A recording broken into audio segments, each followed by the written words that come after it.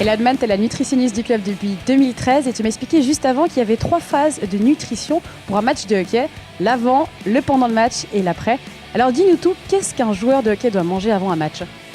Alors avant un match, normalement c'est 3-4 heures avant un match, donc c'est vers 4 heures de l'après-midi.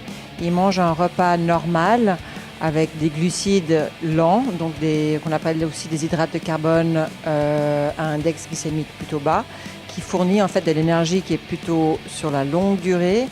Et après, il y a aussi des acides aminés, donc des protéines, et puis bien sûr des légumes qui fournissent les minéraux et des vitamines. Là, ils ont de l'énergie pour faire le match. Et j'ai remarqué plusieurs fois en passant dans le couloir que des fois, tu leur mettais des bretzels, des petites choses, des dattes pendant les pauses. Est-ce qu'ils mangent aussi ? Souvent, oui. Donc, ils ont la possibilité de prendre des gels ou des barres d'effort. Mais j'aime bien leur proposer des pretzels car ça amène des sucres rapides, donc de l'énergie immédiatement. Et bien sûr aussi un peu de sel, du sodium, parce que bien sûr, ils suent quand même pas mal sur la glace. Et à la fin du match, ça se passe comment ? Ils peuvent manger ce qu'ils veulent ou la nutrition continue quand même ? Non, la nutrition continue quand même. Donc justement, c'est l'heure de faire la récupération, de restocker les stocks de glycogène, d'arrêter en fait les lésions musculaires. C'est à ce moment-là qu'on doit mettre des shakes de protéines et une boisson glucidique. Donc j'aime bien proposer le jus de cerise qui est anti-inflammatoire, antioxydant et qui aussi prévient la lésion musculaire. Après, ils prennent une douche et ils ont un repas riche en antioxydants, riche en aliments qui sont anti-inflammatoires, en minéraux, en oméga 3, en vitamines, etc. Donc ça, c'est le repas de récupération des joueurs. Un exemple. Exactement, c'est un exemple. C'est des sushis avec du saumon.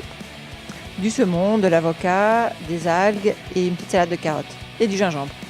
Mais ça donne un petit peu soif quand même tout ça.